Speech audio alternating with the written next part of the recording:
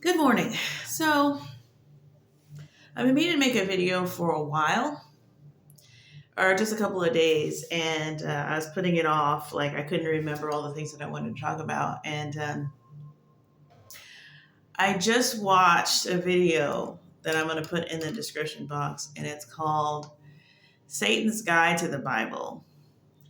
And it popped up in my feed, and it was super disturbing. There was art, there was all types of I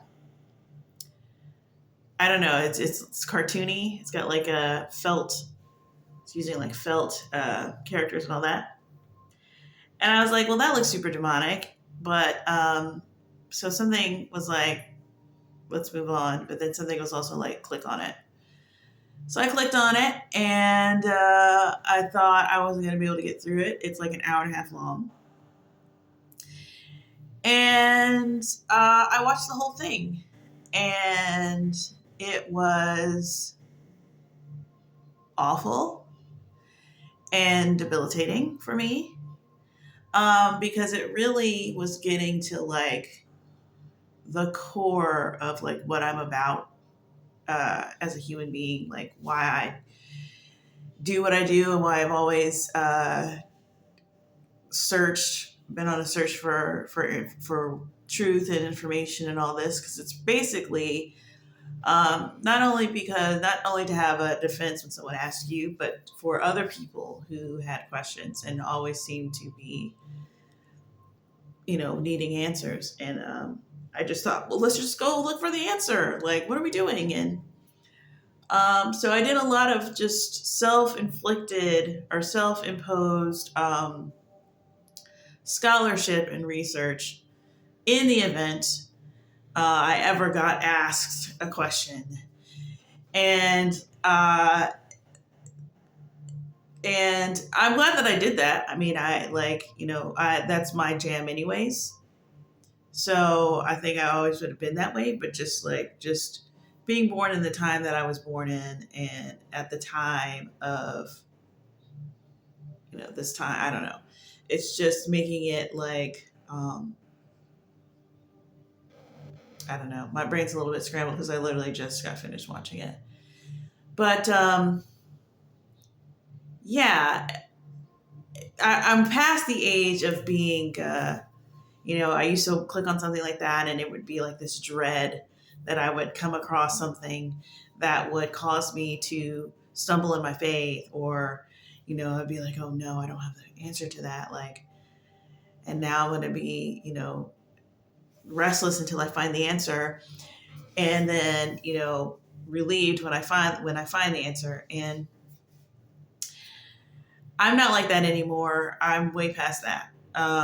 Because I've lived long enough. I see what the questions are. It's always the same questions, and whatever. I don't do that anymore. But now I am worried about the people that are going into this gauntlet, because this video looks like it's from a brand new account, and this video is only like 2 weeks old. Very interesting, because it's all based in not based, but it starts off with this argument that I just addressed in my Jubilees video. So that's very interesting. I don't think it might be 2 weeks old now. I don't know. I don't think it is, but maybe it is. So that was very interesting. And it also gave me insight into this whole Palestinian this thing that's happening, where the Palestinians are like, did nothing wrong, and the Jews. So that's all very interesting. And I didn't realize it was like, I know I'm just kind of beating around the bush. It just feels like all of my videos are like this, but so Lord help me. But the crux of the issue with this whole Palestinians and, whatever, free Palestine babies, it's all about this idea that the promised land that the Jews went into belonged to someone else, that the Canaanites were there. And I like, I've heard all of that, but I just thought that was just silly atheists coming up with stuff. I didn't realize like this was really making people like go over the edge and fall off a cliff, trying to figure out like, well, how could it be a promised land if some people were already there and then they just slaughtered the people that were there? Like, I get that, yeah, you have questions about that, but it's just so funny. Like, it's not funny. It's not funny at all because the despair as I was watching it, because it was just so, and the fact that they just kind of, it was trying to be funny. It was trying to be like, it's just like that magazine that called itself Jezebel or whatever. It's like you pick the antagonist of the good book and you make a whole thing of it, and then you make him approachable. So it's the whole thing about the Satan's Guide to the Bible, and like he goes into like there's a Sunday school and he like shows up. He's like, "Hi kids, I'm going to teach you," and he's just like, good looking dude with like bat wings or whatever, and dragon wings, whatever, and it's supposed to be this kind of like funny, ironic, tongue-in-cheek thing, but if you know the devil, like it's on the nose. It's really on the nose, and it's dawning on me. It's like, oh, this is what he's going to use. This is how you get the end to happen the way it happens. Because it's like all of the world like comes to fight the Jews, like just like what's going on? Like maybe it's just because we're not here and like everybody just goes crazy and the devil just makes you're trying to like you go, well, it's not like I can't see it. I can't put it past humans to do, but like also how though? And this is what he's going to use. And it's going to be based in a sort of atheistic, none of this is real anyways, as far as like you being the people of God and all that stuff. And like he's starting this ancient seed of animosity, of vengeance for the Canaanites.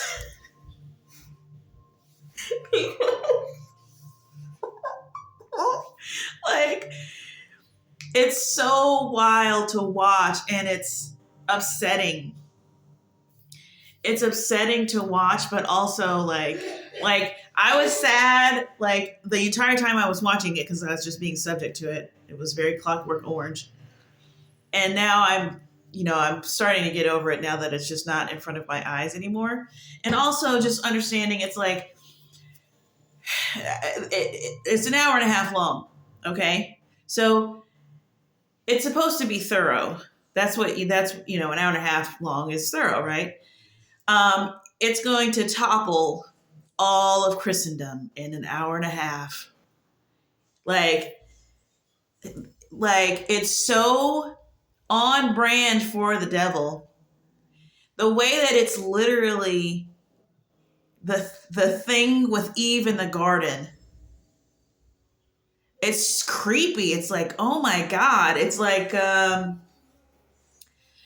watching someone who's played a character in a book and you're like, do the thing. And it's just way too accurate. It's like, oh, this is your whole life. This is what you do. Like, it's just like, you do not want to meet Satan, bro. Like, as much as I am literally a fan, and if I saw Noah or Moses or any of these people, I'd be like, oh my gosh, like, sign my book. But like, Satan being himself, dude, is the most insane mind macaroni and cheese brain melt. Like, you do not want to meet this cat. Like, at least not on the other, like, not until everything gets fixed. Because holy crap, it's just lies and pride. Oh my God, the pride. Oh, like it literally is like a pukey, like it's in here, dude. Oh my God. Like it just makes me want to go. Like, I'm like, you know what? Yeah, you're right. You're totally right, dude. I sound crazy every single video I make. I don't know what I'm talking about. It just makes me want to just like run to yeah, you're right. I don't know what I'm talking about. And I'm silly making it. All of these videos are silly. It's like, I'm finding like solace that I'm about to like try to refute this video. Like, I don't want to be on this dude's side at all, dude. It's so gross. And you just see this like conveyor belt of just people going down to the depths because they're falling for this apple. I can't even believe, like, it's beyond like, yeah, it's convincing to people. It's like there's a sliver of it of the video that was like questioning whether if your dad is really real. You know, it's like this. You get put in a room and everything's white and they're playing like rock music or something on a loop and they're just going, is your dad really real? Like, is he real though? Are you sure? And then you just stay in there for a couple of hours and you go, maybe my dad isn't real. Maybe my dad isn't real. So there's like a sliver of that kind of like aggressive, like question your reality. Like, it's aggressive and it's scary. And it's like, well, if you feel like I should do that, maybe there's a need for me to do that. And then you just like decide to do that. So there's a sliver of that. Then there's a sliver of just like this gobbledygook scholarship that everybody knows that scholarship has been insane for so long. Where it's like, oh, no. And he's saying, oh, no, these are all Christian scholars. Like trying to fool people who don't know what that means to be a Christian scholar and just saying, oh, I'm a Christian plumber and a Christian this and a Christian that. So like using the word Christian as, you know, as a qualifier in one sentence and then demeaning it in the next one to make the other point. So it's just a lot of like, you know, it's that devil stuff. Like, I know that people made this, but they didn't though. Like, this is so demonic. Like, not, it's like, it's almost like there's a difference between demonic and satanic. And this is satanic. Like, this is like the big guy. This ain't just like demons looking for a house to live in. This is satanic. And it's like appropriately lazy, like, you know, because it's like Bugs, then there's like a little Bugs Bunny cartoon aspect of it where he's just talking fast. And now you're like pretending to be at a lemonade stand and you're supposed to be hunting him. And you're like, why am I at a lemonade stand? So it's got that kind of element to it. It's just like, it's got all the things. It's got all the bells and whistles, all the things you'd expect from it. And then you're like, it makes you understand why even the garden did what she did. It's just like, this guy, he's just working so hard. He's working so hard. I mean, he literally, the video literally tries to completely obliterate and disrupt all of Christian history. And, you know, by default, Jewish history too. I wonder if they're going to give this smoke to the Jewish people too. It's really interesting. Like, it was definitely aimed at Christians, but it started on the bedrock was Jewish history. So it's funny. I don't know if they're going to bring the same smoke to the Jews with this one. I think they're not even going to bother. They're just going to just, you know, because it wouldn't be smart to do that. They probably will just, I don't know. You know, the Christians are the people that need to be weakened. So it's all very interesting. It's just very sad. It's like, this is the end. And it would be weird if this single video like triggered a great falling away or whatever. But yeah, it's relying on a lot of like human understanding. It just, you know, it is par for the course, but it is very, very, you know, it's that thing where if you, as a Christian, if you try to combat it, you're just going to sound absolutely crazy. Like, you will sound crazy. You cannot battle that. Like, I sound crazy now, having watched that video, thinking that there could possibly be a defense for after watching that whole video. I mean, it is well done. And it's fast. You know, you can get this out to people this is better than 4 years at university or a single, New Testament course at your university. This is hour and a half, boom. You can send it off. It's like, it's like sending somebody a video of a Christian testimony, So I just watched that. I think it's going to start building momentum. It's only been out 2 weeks, and and then these freaking Christian. I mean, I don't know. Should you not address it? Whatever. They're gonna make people these Christian influencers, or not even influencers, but just any Christian who has followers and they need to make content.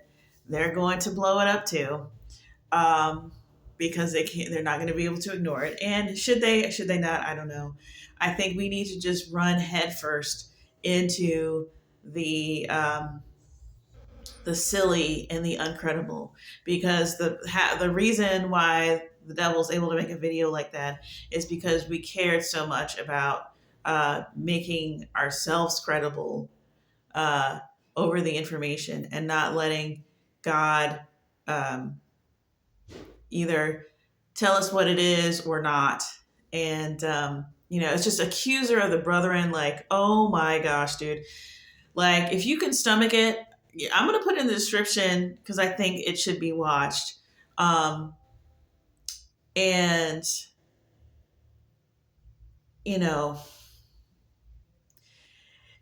part of me, like, because it just makes me mad, but part of me is like, listen, if you can't survive this video, it's like, oh no, don't watch it. It's going to make people stumble. It's like, listen, you better stumble. You better do this relationship, or you're going to be lost. You're going to be lost. You cannot be a Christian on your intellect. And that sounds, to people who fall for this video, but it's just like, this is what we're here to do. This is what we're here to find out. This is what we're here to find out. Do you love God? Do you want to love God? And it's funny because this morning I woke up and I was like thinking, I had another thought about what to make a video about. And the thought was, God is the main character. God is the main character. And if you understand that, you will understand everything. It'll help you a lot when you stumble. Because we think that we're the main character, and that God is the real one. The real God is going to be the one helping us out in our journey. And he's going to be the one that wants to get us to our most enlightened place or whatever.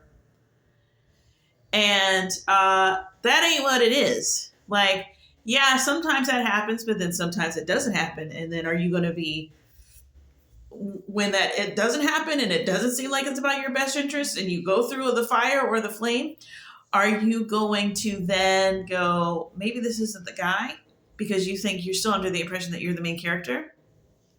It's like, no, if God's doing good things for you, it's because of God's actual personality and character.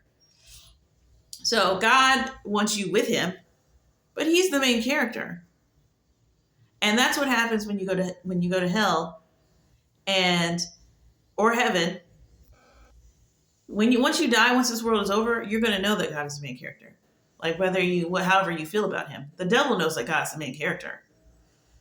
And it is an honor to be in his good graces, and he makes it that way for you. And it makes you happy that you're alive. And if you don't like that energy, if you think it should be about you, because when you think about it, like, just by default, like, let's not even make this about the God of the Bible. If there was a God that could be definitively found out, we all find out this guy is God, or he makes himself known and he makes himself available and visible, and he's like, surprise, I'm God, whoever he is. That's news of the century. That's news of the millennia. That's news of forever. That is front page news for ever. Finding out who God is. You living your best life, not put in the front page. Not front page. No one cares. It literally doesn't matter. It matters to you kind of because you're just in your own body and you see out of your own eyeballs and it matters to you. But as far as the big news for us all, no, it's not. God being real is news for us all. That proves that he is the main character. He's the main character. He made all of this. It's like, surprise, there's actually a creator.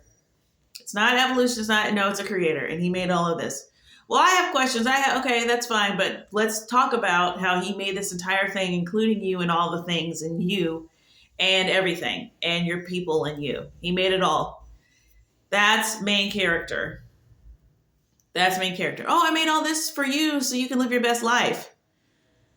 I think that's what we sort of tell people. We inadvertently do that because we still have our wrong energy, as a Christian, but he didn't make all this for you. He made all this for him. And you're also here, and that's nice. You don't what you don't even want no more. You just want to just be happy. You want to just look and see the blue sky, go outside, enjoy and have the ability to enjoy being alive. You don't even care about being the main character. You really don't. Because you'll give your life to this, that, and the other thing that will just make you the opposite of that. Whatever will make you happy is what you give your life to. So you don't even want that. So we should stop making ourselves the main character because it doesn't work. It doesn't make sense. And we can't all be it. There can't be billions of main characters. That's ridiculous. There's one. By default, it should be God because he made it all. And before us, there was him. So when you think of it like that, I mean, you need that to understand the rest. Like, I feel like I've said in this video before, like, loving your neighbor as yourself is ridiculous without loving God with all your heart, mind, soul, and strength. You can't do it. Or it's like you could. No, you can't. You can't actually do it. And it's pointless. So one of the points that this video made is that the golden rule is something that we all understand fundamentally. And what was the other thing? It was like that the rules that we make about life should be based on, the empathy that we feel for other people. And thus we don't need a book to tell us how to be. So now that all the work's been done, this is what I always make the case of. Now that all the work's been done, now that the Christians have been martyred to their death, trying to advocate for everybody having human rights, because the world was in a state before the Christians came to be. And that state was, people were doing all types of stuff. Okay. And then Christian ideas about right and wrong had to make its way through. And the Christians were getting rounded up and being persecuted and dying for various reasons, and they survived that. But, that was 2,000 years ago. Oh, yeah, no, absolutely. Do unto others as you would have them do unto you. Everybody knows that. Like, everybody intrinsically, yeah, no, totally. We don't need a book to tell us that. Okay. So now it's 2023, and now they can make that statement. And this whole thing about genocide, like, they really try to say that God invented genocide, basically. That nobody was doing this because everybody was doing the golden rule before these Israelites came through. And then it's like, okay, so it's doing so much with that. So God literally invented genocide, the concept of genocide, kill every man, woman, and child. Don't leave anything, whatever. Kill every man, woman, child. But it's not a real story anyway. Like the Israelites never, left.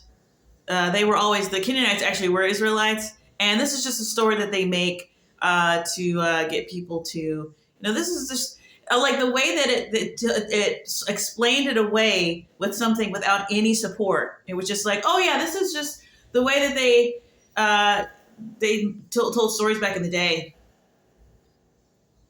Okay, sources, bro, because you're coming against a very highly respected book. So where's the sources on, like, who else did this thing that you're saying?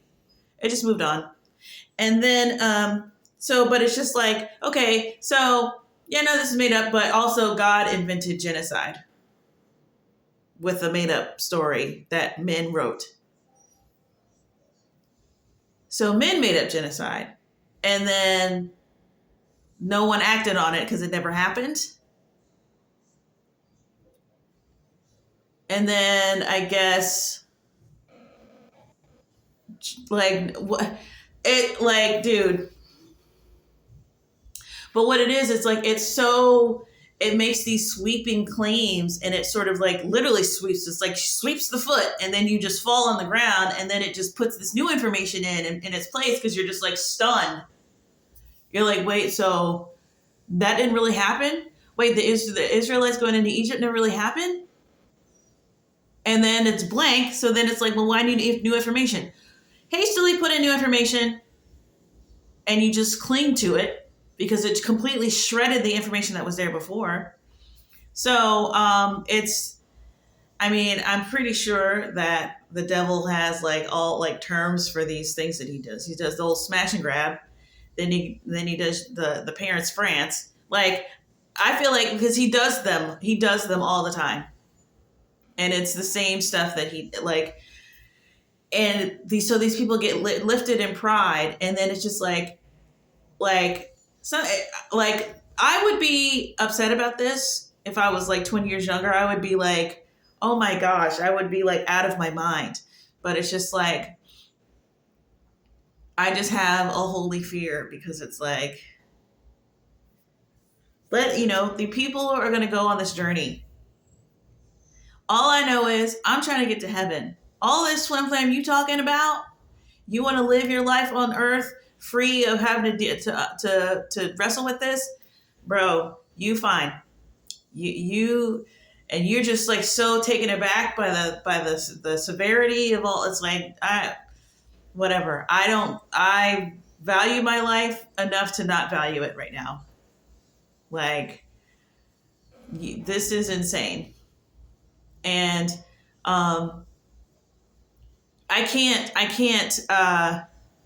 the way that argument's laid out, I can't. The posture and the mental, the way that you would have to approach information in order to sway somebody to a different side from that is like, you can't do it. You might as well just admit defeat and just say, yeah, you're right, I'm an idiot, I still believe God anyway. And I'm just like, you can't argue it. And I don't want to argue it. Just, I'm an idiot. Jesus was an idiot. That's what they said in the video. It's like, oh, well, he was wrong too. He made predictions all the time. They tried to say that Daniel was written later than it was. And that's how he had all these accurate predictions. It's because it's actually written in 200 BC, not 600. Okay, well, was Isaiah around when Jesus was around? Because Isaiah predicted Jesus. Like, Daniel's not the only book predicting things. And there's still some things yet to happen. So we all know the book has been written now. You can't say, oh, well, they knew that, they wrote that down. So if anything, when that mark of the beast comes, what are y'all going to say? When that mark of the beast is 666, what are you going to do? Please tell me that you will abandon all of this and go back and just pick it up. No question. Don't ask a single question. When the mark of the beast is in the forehead or in the hand, please tell me that you will run back to the book and not ask a single other question again. Like, because it's scary to entertain these things. And I know that sounds anti-logic, anti-science, anti-intellect, but dude, this is a dangerous tightrope that we are on, that the devil has us on. We sat and we listened to him talk, and now we're in danger. And nothing in your life is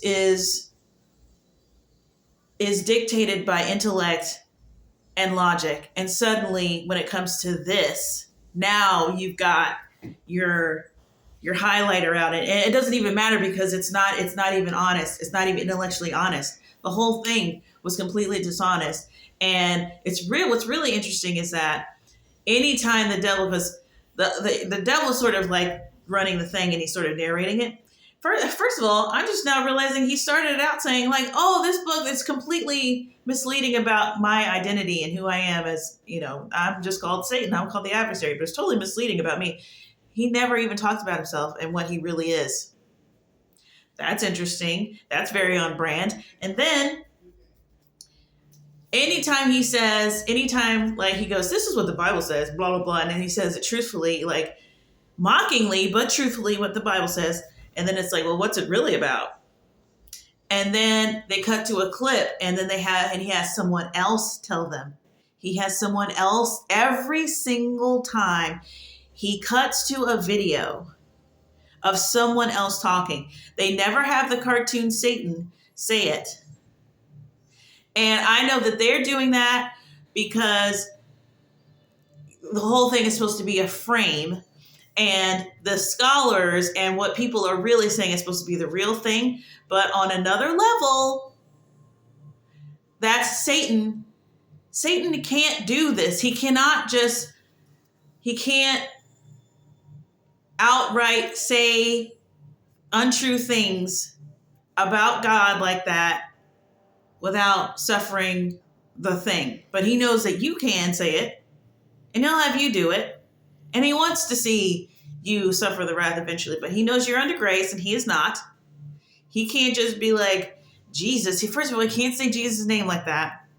He can't just go on saying Jesus' name like that. They had a Jesus caricature who was like, I don't know, it was a mixture between, he was giving George W. Bush vibes. He was giving, they just tried to make it, they weren't trying to, you could tell they didn't have the courage to sort of mock Jesus that would turn people off.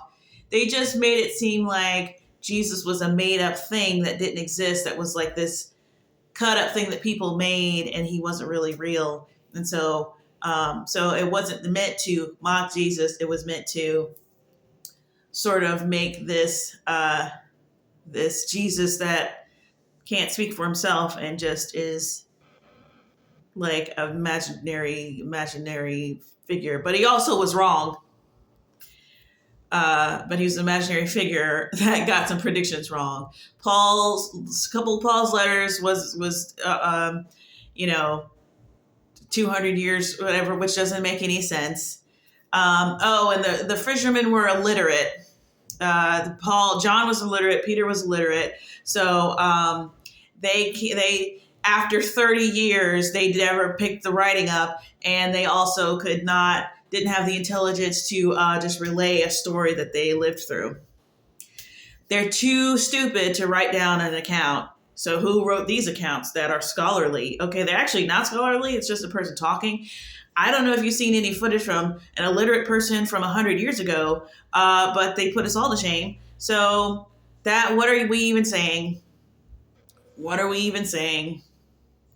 Like, the way that they just put Daniel out there and made like, oh, he could predict it because he wrote it 400 years earlier.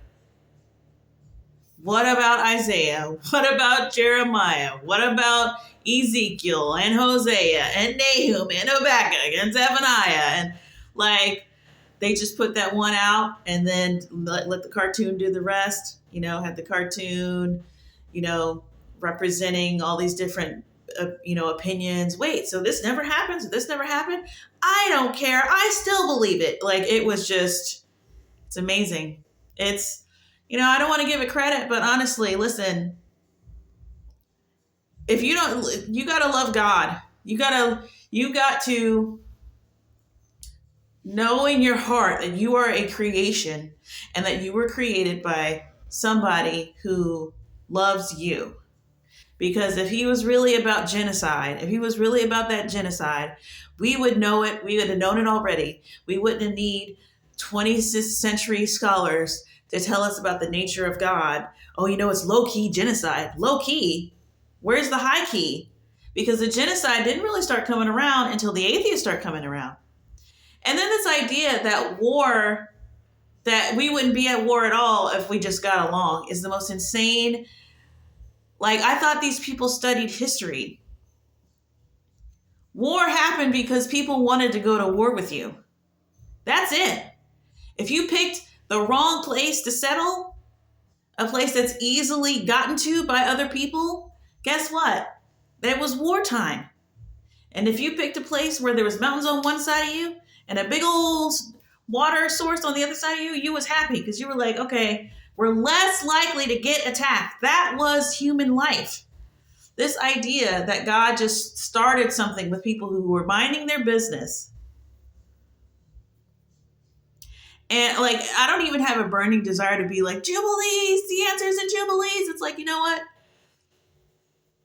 It wouldn't even appease you if I could just tell you it. There's no way that I could be like, actually, this is the history and why they did this to Canaan and blah, blah, blah. People are not going to go, oh, after you've already been taken off the cliff by Satan to just let it all go.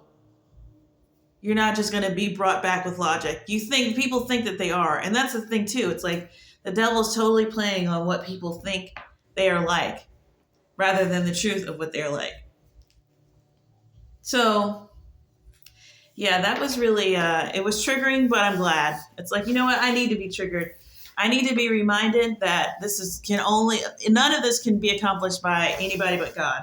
When you have a video like that supposedly, it doesn't even really put any type of nails in any coffins for me. But if it puts nails in coffins for people, that's great. That means that anything that happens from now on has got to be God. It's got to be from God because you have been talked out of all of that. So anything after that is God. Anything after that is God. It's like anything that I can't convict anybody. I'm not doing this. I'm doing it, yes, not really to convince anybody, but I always had this feeling like, okay, I know I sound ridiculous, so I just wanted these videos. I don't want people to watch these videos like until I'm like dead and gone. Like I want to be able to get everything that I want out and have it be genuine and have it be not because I'm responding to some awful comment or this or that or whatever. I just want to be able to say everything that I want to say, that I need to say without thinking about what it looks like. And, it's like a reminder. It's like, no, sis, you can't escape what this is going to look like foolishness to them. And you got to be okay with that. And now that I know that, God's strength is made perfect in weakness, it's like, okay, I need to just, give me the foolishness. Like I want to bask in it because I don't want to have to strive. I don't want to have to do my own human effort, research, putting things in the perfect way, writing things down, writing because you're better at writing. So write it so that people will know. No, put me in the foolish camp, bro. And that's the thing. I think that's how I have managed to just really evade all of this nonsense. And God just gives me the wisdom. And then I'm not confused because I've been always camp foolishness. I cannot stand the smell of humans thinking that they need to pretty something up and dress it up because it looks, let's make it. It's like, you're an idiot. And I don't want to be associated with you. Give me I'll take the foolish. Give me the foolishness because that is way better. I have always been like, no, tell people what it is. Tell people what happened. Tell people you don't know. A lot of the mess that these scholarly people are in and the reason that why Satan's God was able to make this video is because, and it's so crazy because it's like you can't even tell people like, this is what the devil does. This is what the devil does. You just sound crazy. He makes you sound crazy after you've listened to him. After you've listened to him and then you go and try to listen to everything else in life, all you hear is him. And everyone else sounds crazy. But literally, the same devil that's trying to show you how none of these scholars believe in God. And none of these scholars, and at seminary, the pastors, they're taught this history of these ungodly theologians or these ungodly biblical scholars. And the pastors are afraid to teach these things in their churches. So they're like, well, let's not maybe do a sermon on this one. Let's not maybe do a sermon on, all of these. They picked because the devil knows that the last remaining bastion of any sort of moral compass is babies. So he picks out all of the things where it talks about killing babies. And people are just like, well, that's definitely wrong. I know that one for sure. Like, we've totally slid all the way down the thing about everything else. But they're like, yeah, no, definitely babies during war, bad. That's always bad. I know that. And so the devil comes for that. How do you explain this? It's so ridiculous. It's so ridiculous.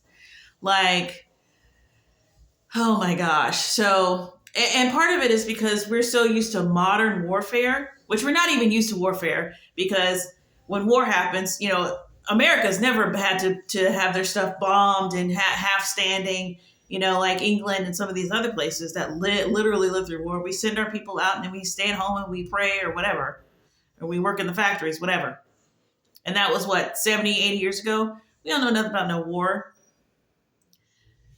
World War I, America had no problem with this Bible. World War II, America had no problem with this Bible. Civil War, America had no problem with this Bible.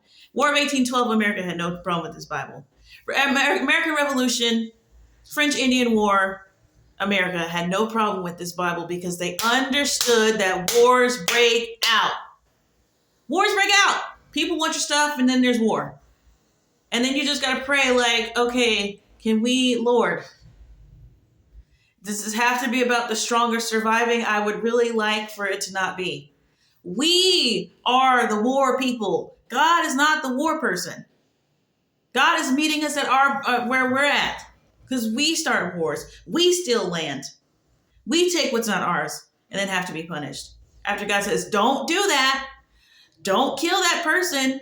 The only thing you'll defile the land with the blood. The only thing that cleanses the land of the blood is the blood of the person that shed the blood. We're the ones that do that. And then he has to come and do something. It's so crazy. But in 2023, you're 17 years old. You don't understand all of human history. You don't know what to glean from it. You're like, what even is the Roman Empire? You don't even know what we're doing. It's the end times, forget it. The devil's going to get us to do all kinds of nonsense because we have lacked, the knowledge is just gone. We can't even retain it. No one's reading. The kids aren't even reading. They're coming to school high. It doesn't matter. So he can tell us anything at this point. And, so it's just ridiculous. And then it's like, why would you leave? I don't even want to address it because it's so stupid. But honestly, we drop bombs, and then whoever lives, lives. Whoever dies, dies. And we find that to be a amoral act. The fact that God says, okay, we don't have bombs. You're going to have to look that person eye to eye to eye and kill them. You're going to have to make actual real war. You're going to do war. And that's the type of thing that makes war, that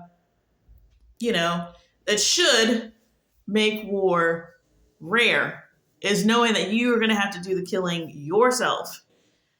If you got to just be a military age man that can war. And that's not what it is anymore. And so we don't understand. So that seems barbaric. It's like, that's actual war. This freaking digital nonsense we're doing that's the real, just chaotic nonsense genocide. But yeah, it gets to the point where you got two parties that are aggressive. This party's not going to back down. You're not going to back down. Guess what? It's war. That's a war. There's a quote from Kill Bill that I always say in my head about this stuff. And he says, all she's got to do is go down to the club and start some shit and we'll be in a fight. That's all that's required. It's not even about, someone starts some ish with you, you're in a fight. It doesn't matter whether you want to fight or not. Like, how do people not understand the fundamentals of this? And, we're told so many stories about why things happen and why things escalated to war, which sounds totally like BS stories, honestly. War, it smacks of impulse aggression. You think you can do it. You want to conquer it. Who knows why war really happens? But it ain't none of this like logical chain of event crap that they try to dodge us with. Because we need some money, so let's start a war, blah, blah, blah. So anyways, I don't want to keep talking about it because it's just obviously like a lot. But yeah, so that video was terrible. But I can see how it's going to convince a lot of people or solidify a lot of people who have left the church and probably feel kind of bad because they left too much. They left more than the church. They left God, and it doesn't feel good, and they gotta constantly, I don't know. I can't speculate on these people. A lot of people just ain't it. And that the reality is there's a lot of ugly things about this. A lot of people aren't going to make it to heaven. A lot of people ain't going to make it. A lot of people. That's harsh, ugly, terrible. Oh my gosh, what are you talking about? Well, you're here to make the right decision. And apparently it is very elusive. And I can see why it is. And it don't help to have a whole devil telling, accusing the brethren day and night and just constantly trying to make a case for God not being in the position that he's in. So, it's, I won't say it's mysterious, but it is high stakes, and harsh is a little bit like, that's not enough. It's like, yes, this life that we're living is incredibly important. This thing that we're doing is incredibly important. God is real and he is incredibly important. He is the main character. And so when you look up at the sky and you're looking out at everything and you need an answer that is worthy of your question, like, God is that.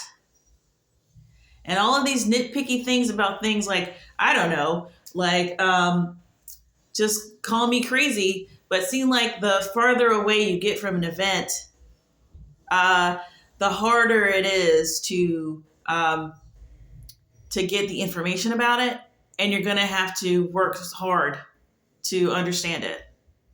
That just seemed like naturally what it is. So, you can't be lazy when we're talking about thousands of years of things, and you talking about condoning slavery. Really? Are you serious? Because all you hear is the word employee, and that's not slavery to you anymore? Employ? Do you know what the word employ means? An employee? A helpee? A servantee? Like, what is wrong with everybody? Y'all aren't even trying. So, it's just, I can't keep going on about this. Here's what I was going to leave a video about. And along the same lines, ironically, but it's like the black version, but like not even really. This is just all people that talk about slavery. And this idea that I was going to say something about the pastors. The pastors going to seminary and then they hear stuff. And what's wild is like the secret history that they try to say, oh, there's a secret history about the Bible. They're literally talking about actually reading the whole Bible. It's not even secret history. It's about the people that bother to go through the whole book, and the people that bother to go through the whole book the most are people who actually go to school to study it so that they can be considered qualified to preach, which God said nothing about this. The Holy Spirit didn't say anything about how to do this. But anyways, so the people who have the incentive to actually read the whole Bible, you at home, you don't, you're going to eat chips and watch TV. The people that go to seminary are going to read the whole Bible. Then they get taught by morons who don't have the Spirit of God necessarily. They just have a degree, and they too can also go to school for a very long time.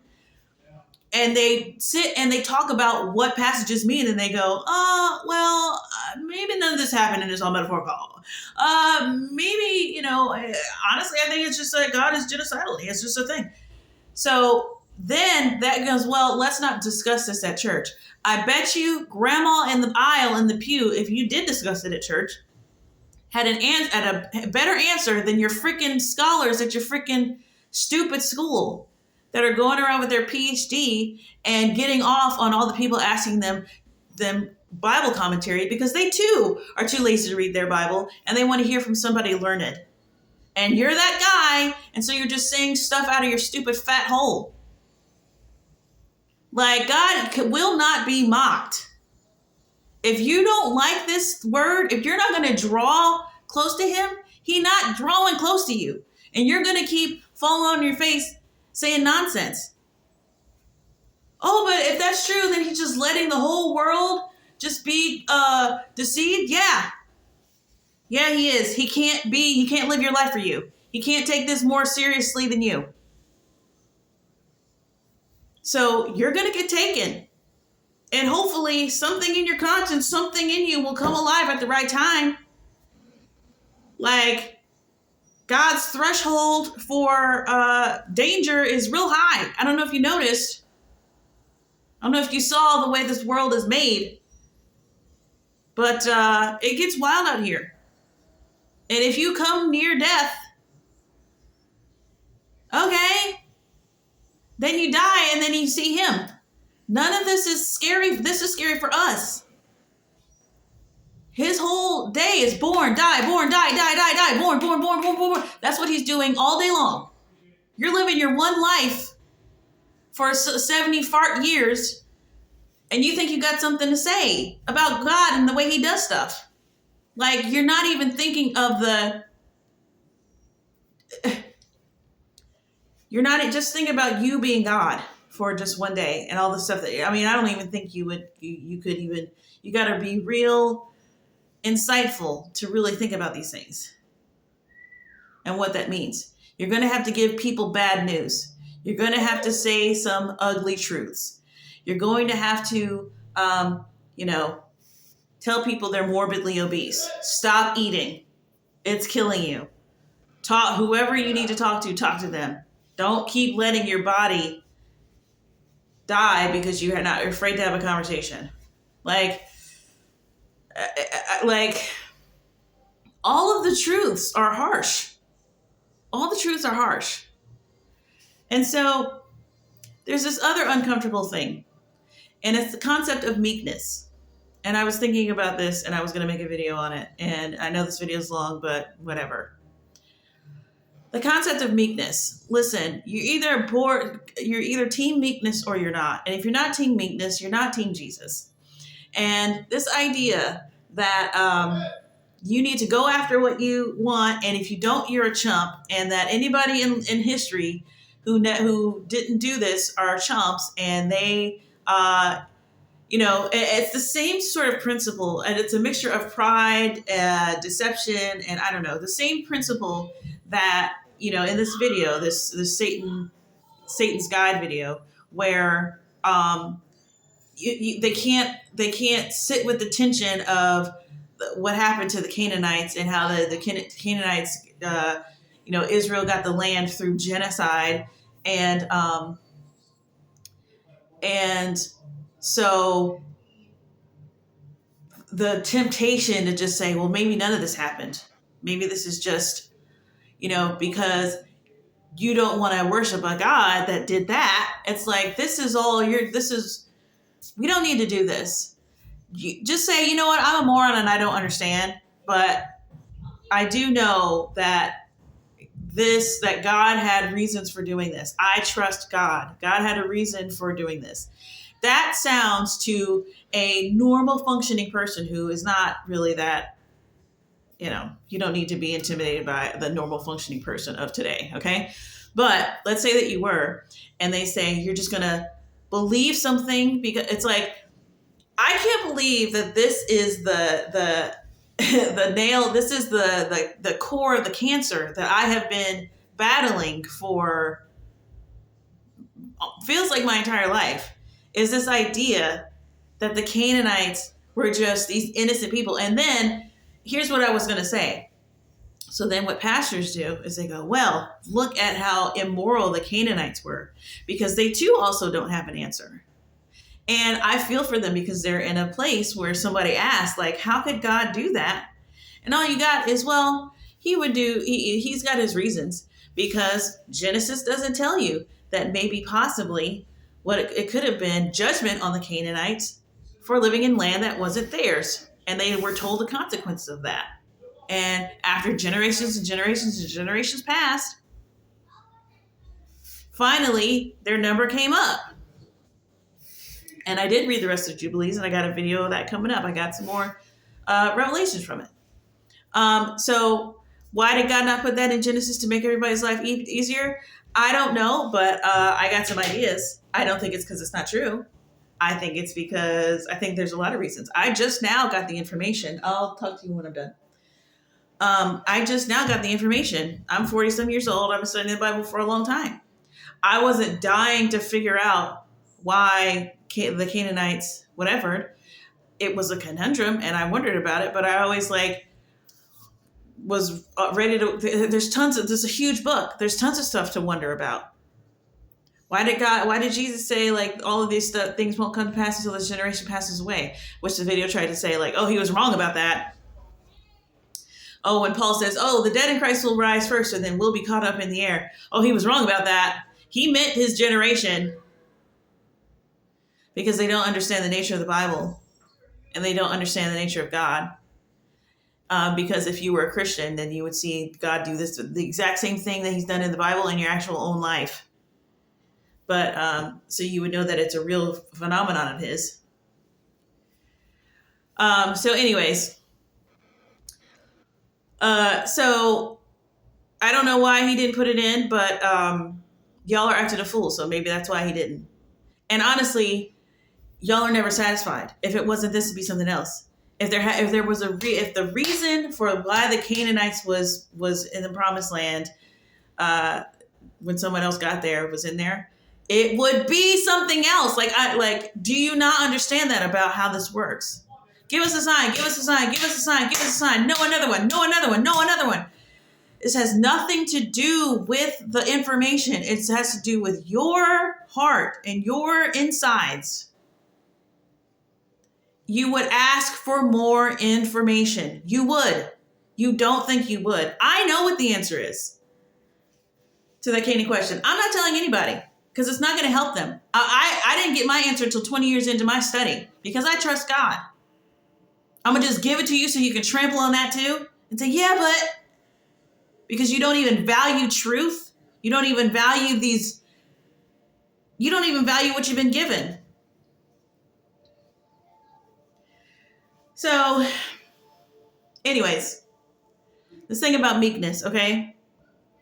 Like, were the slaves in America who were Christian, and they were told, listen, God will reward you in the sweet by and by. But for now, you're going to do pick this here cotton. But the Lord loves you, and we're going to give you a slave Bible that has, which I've never heard of in my life, by the way. Especially since if if we're arguing that, meekness is for chumps, then they don't need a slave version of the Bible. You can just give them the Bible because that's what's in there. Are we going to believe this or not? That the slaves, the Bible does say, if you're a slave when you come to Christ, whatever you are when you become a Christian, maintain that energy. If you're a slave when you come to Christ, stay a slave. If you're single when you come to Christ, stay single. If you're married when you come to Christ, stay married. Like, it's not a command, but that is what Paul recommends them do. So you could be married to somebody. It's like an equal thing where if you're in a good position, what we would consider a good position, you're living your best life when you come to Christ, continue doing that. If you're not, continue doing that. The point is, God will, wherever you're at, like the place that you're at might be the place that you need to be at while you're a Christian. It's not like, okay, now God's going to start making moves on my behalf, maybe, or he's just going to have you gather your treasure in heaven where no one can come in and steal. And either you believe that or not.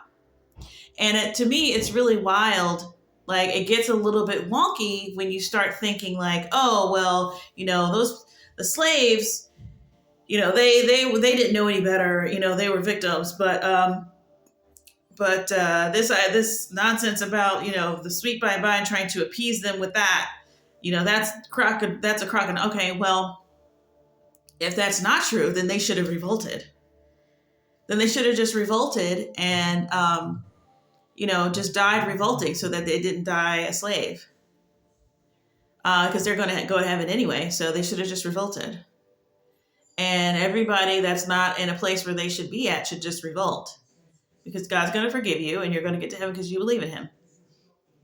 Like, you see how that's like, that doesn't really, you can't really just say that and say that, women are chumps for staying with their husbands and staying in a servitude role, and men are chumps for staying with their wives and just working their whole lives for people who just sit around the house, and slaves are chumps for believing in white Jesus nonsense and keeping them from being free.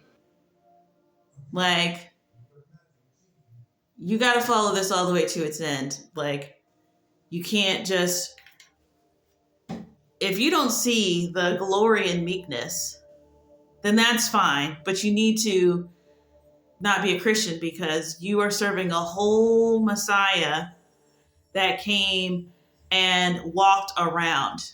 So God came and was subject. God came down. If you believe in Jesus, you believe that God came down and was subject all the way up until he died. And then became subject to death and obeyed. And if obedience is a pinch too much, sometimes it goes too far, and people can really take advantage of you. People can really walk all over you.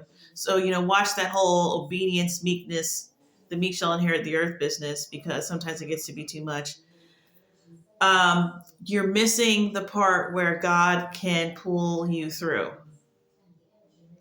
And if it never happens, or you feel like it never happens on earth, that doesn't make us all chumps. It's the same thing with this video. It's like they really try to take the things of God and make it just seem like that's why people still believe this whole like opiate of the masses thing, because they don't understand. Literally, Jesus said out of his mouth, the Holy Spirit, the world cannot accept him.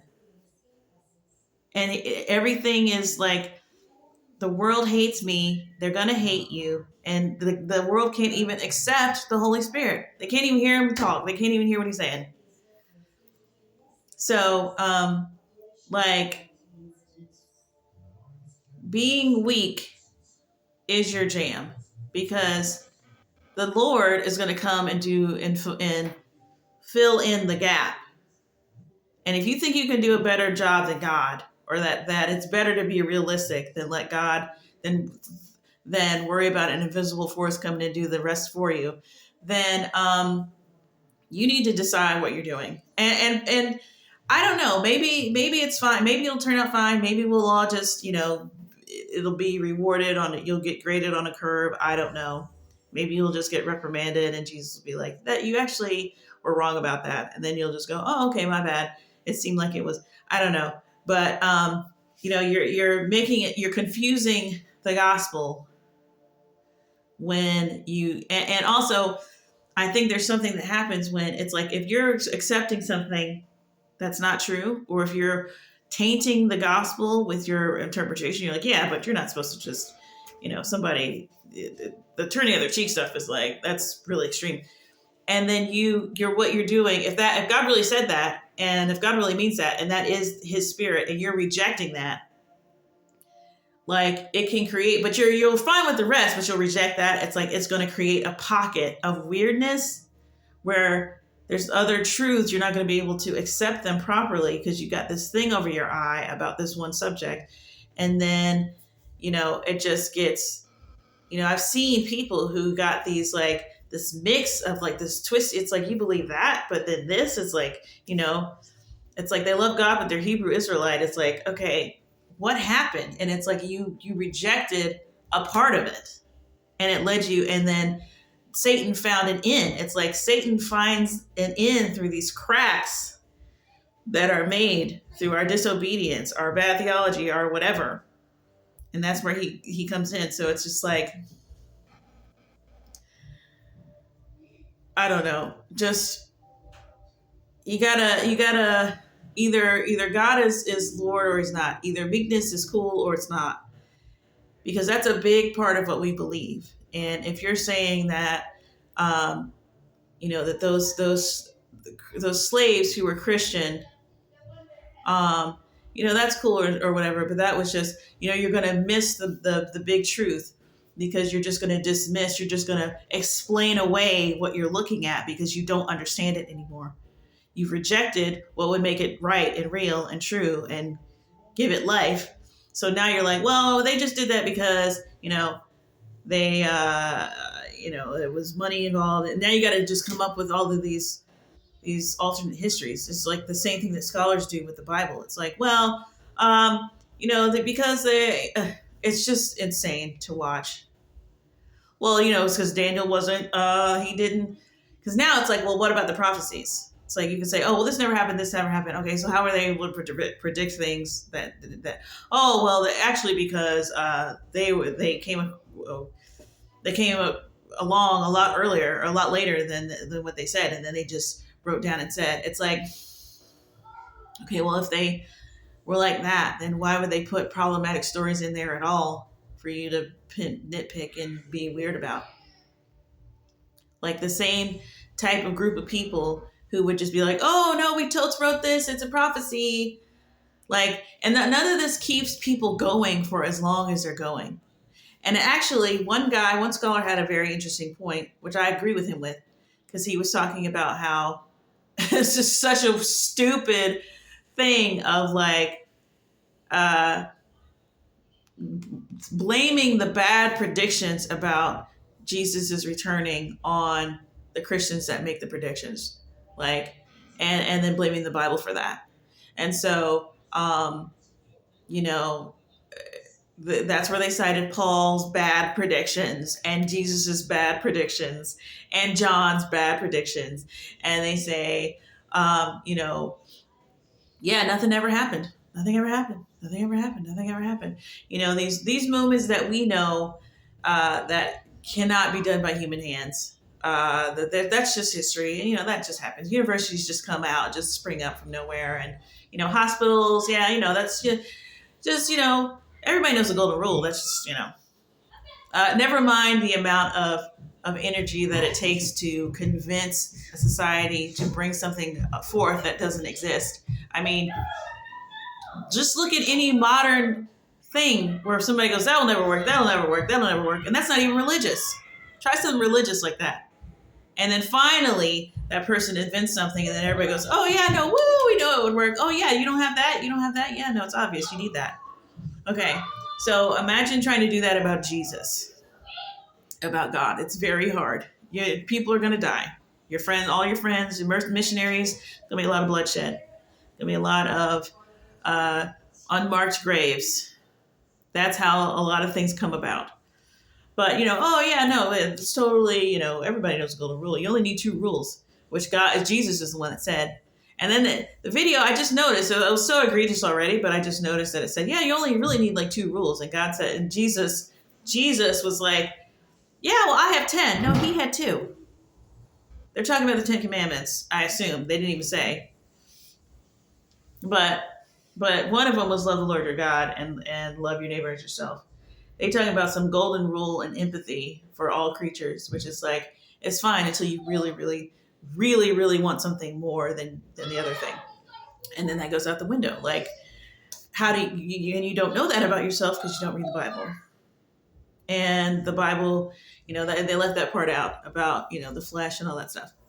They just talked about babies. It just was all about babies and genocide. The babies and the genocide. Can you explain the babies and the genocide? No? Oh, well, back off of it, all of it entirely, and cause tremendous strife among all your family members. Because ancient, old, 5,000-year-old, can you explain to me the babies and the genocide? Like, honestly, it's really, really scary. So you can sit at home on your high horse while you watch your products, your Apple, your iPhone that was literally made in a sweatshop by children who don't get to get 2 bathroom breaks a day. Like, it's like, oh my God. Okay, so I think I feel like it should at least be the length of the Satan's Guide video. So anyway, yeah, God is smarter than you, and you need to embrace the meekness. I guarantee you, those first that first generation of Christian slaves knew exactly what they were doing, and they served. And the generations went by, and the thing is, people don't like. I thought this was like an overstood thing, but apparently it isn't, because the way that slavery is looked at now, the way that the civil rights movement is looked at now, and the way that you really, we talk about white guilt and all of these things. Okay, that white guilt, because white people have always had the ability to feel guilty, and it's not that time. You could say, oh, well, time has done it, and now you've got these white people who weren't involved in it at all, and now they can feel guilty because they can't really profit from slavery, and so they just look on it as a bad, embarrassing thing. Well, maybe, but also when you, as a wronged party, have the dignity, and you just carry that L, and you just do it with your head high and you're poised, the treasure of goodwill that's built up from that. So every Black person today is profiting off of the immense treasury of the goodwill that Black people in the past stored up for us. Now, they probably didn't know that they were doing it for us. They just were like, this is the way of how it's supposed to be done, and you carry yourself with dignity. And yeah, they don't think you're human, but you're just going to have to show them by just having patience and humility, even when they don't, and all of that stuff. And they did that for so long that now we can tell people, hey, don't say this word ever. And they don't. We can say, hey, remember slavery? And people just back up and they cower in fear. Yeah, that's our grandfather's treasury. That ain't because we stood up and we're super powerful now and we're big and bad and we're swole and we just go around like this, intimidate. No, that's because of what they did.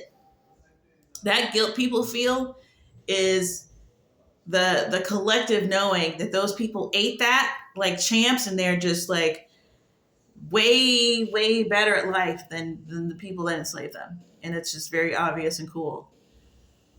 And so to now come, like, you haven't got to gone through anything, you don't have to rise up, you don't have to, you don't even have to, whatever energy it took to sort of change that whole thing and rise up and revolt, like, you didn't even do that. So you didn't do any of that, and you're just sitting around bloviating like you're the same black that they were. You are not the same black as them black people. You're just not. You're a ghost shadow fart of what those people were. We all are. And we are living off of their goodwill, which, if we're being honest, is running out. And we're about to enter in, which the devil's doing on purpose. He's just having other people, he's punching people in the face and ducking so the other person can punch them in the face. Like, it's all chaotic nonsense, chaos, magic nonsense. But yeah, I was just thinking about that. It's like, it's just the same old, where, the Christians do the hard work. The good people do the hard work, the rough work.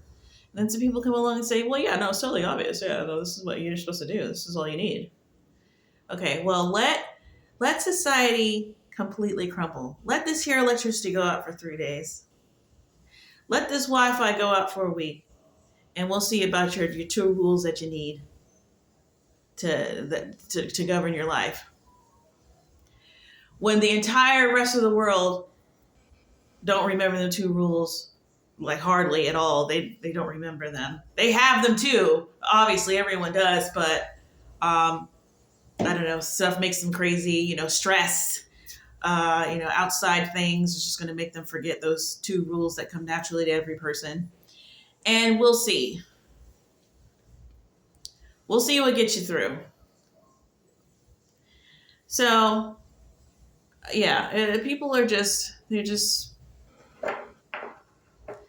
taking things for granted. But you know what?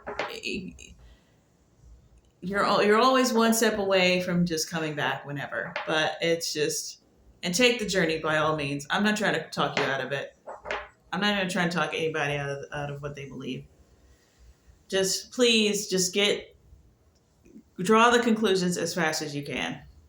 Draw the conclusions as fast as you can so that you can maybe have a chance to get on this here reality truth train. Because your life depends on it, and that's just what it is. And if you want the devil to convince you that your life does not depend on it so that you can live your life comfortably without thinking about your sin, I hope you get over that as fast as you can as well. Because people who are retarded has nothing to do with God. No self-respecting person who loves God should allow themselves to stop at a human person and be satisfied anyways. And if you did that, then yeah, there were some consequences to that. And I won't say you deserved all that, because it happens to everybody. But God is not human beings. And just because all of our scholars don't know how to answer because they don't know how to say, I don't know, or they don't know how to just look stupid in front of everybody. Because honestly, we shouldn't be making a huge institution out of this. This should be totally 100% run by the Holy Spirit, because what are you going to say then? What are you going to say when you've got illiterate fishermen and, black people and all of these people that have just never gotten dignity over the years? And, women and invalids and all of these people and prostitutes and all these people that God likes to use. And you change the world with those people. Who do you blame? Who did it? They didn't have the education, they didn't have the capacity, they didn't have the right standing, they didn't have the right family, they didn't have the credentials, and they still changed the world. That's what God is always doing. That's why God is giving the promised child to a 99-year-old woman who can't possibly have a baby. So that that's his evidence. How else could it have happened? And then you retrospectively say, well, it's more likely that those people were actually not, it wasn't those people. That's just a nice story that they tell people to give people hope. It was more likely, judging by, the way that they wrote, that it was written by other scholars who were smart.